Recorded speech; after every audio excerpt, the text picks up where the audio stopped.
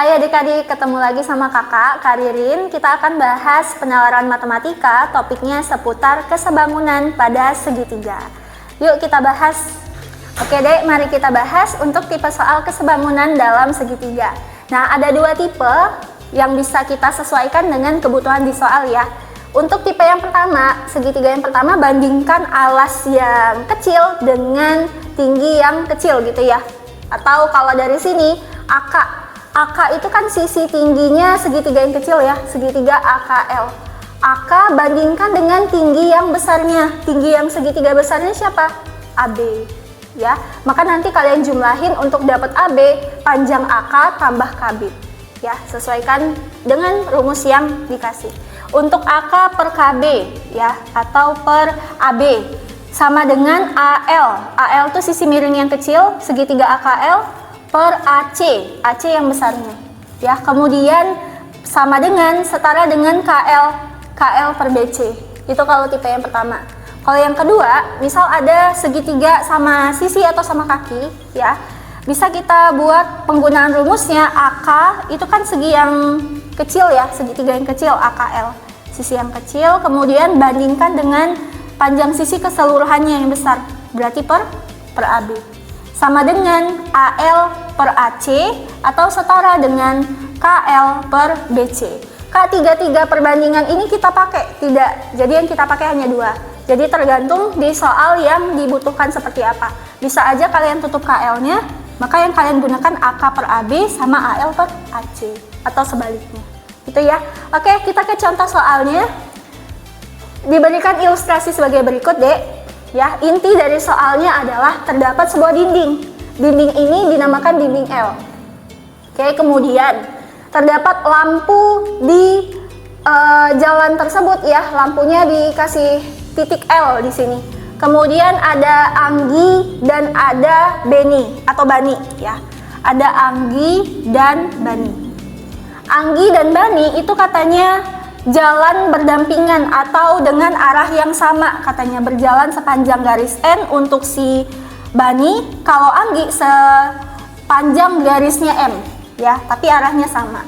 Kemudian diketahui lagi di sini dari lampu, kalau dia menyoroti ke arah Anggi maka akan ada bayangan. Nah, bayangan si Anggi itu jatuhnya di A aksen.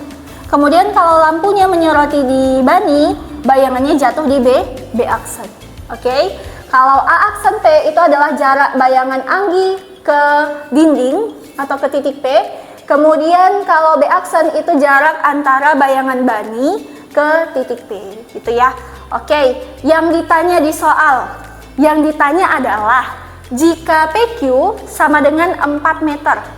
Kita tandain ya, untuk PQ panjangnya adalah 4 meter. Kemudian saat Anggi berada 2 meter dari titik Q. Anggi tadi di titik apa, Dek? Ya, di titik A ya. Dari Anggi berada di titik AQ itu sepanjang 2 meter. Berarti di sini kita tandain 2 meter. Oke. Kemudian yang ditanya adalah berapakah jarak bayangan Anggi dari titik P? Oke. Bayangan Anggi tadi jatuhnya di A aksen atau B aksen? Ya, betul ya, di A aksen. Maka yang ditanya A aksen ke P, ini kita misalkan sebagai X. Ya.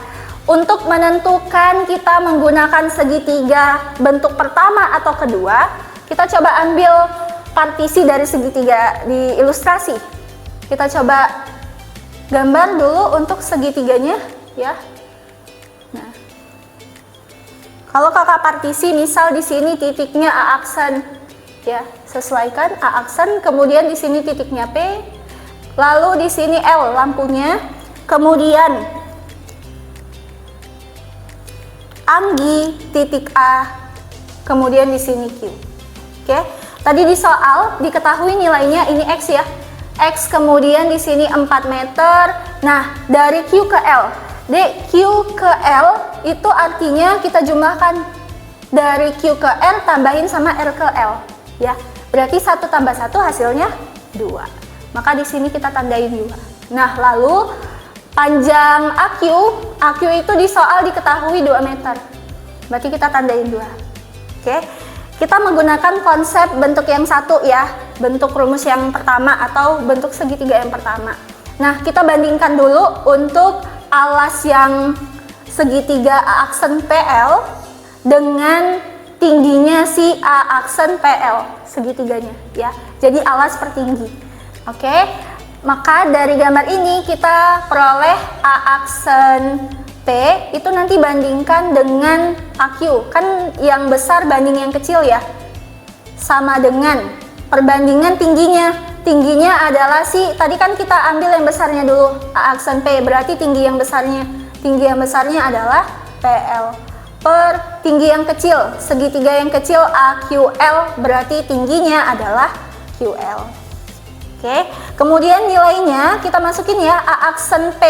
A aksen P diketahui X, itulah yang mau kita cari nilainya. Kemudian per sama AQ. AQ-nya dari A ke Q sama dengan 2. PL-nya berapa? P ke L. Jumlahin 4 tambah 2, hasilnya 6.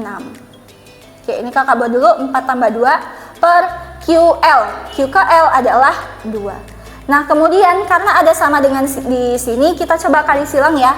Kita kali silang, 2 kali X hasilnya adalah 2X. Kemudian 4 tambah 2 tadi hasilnya 6 ya.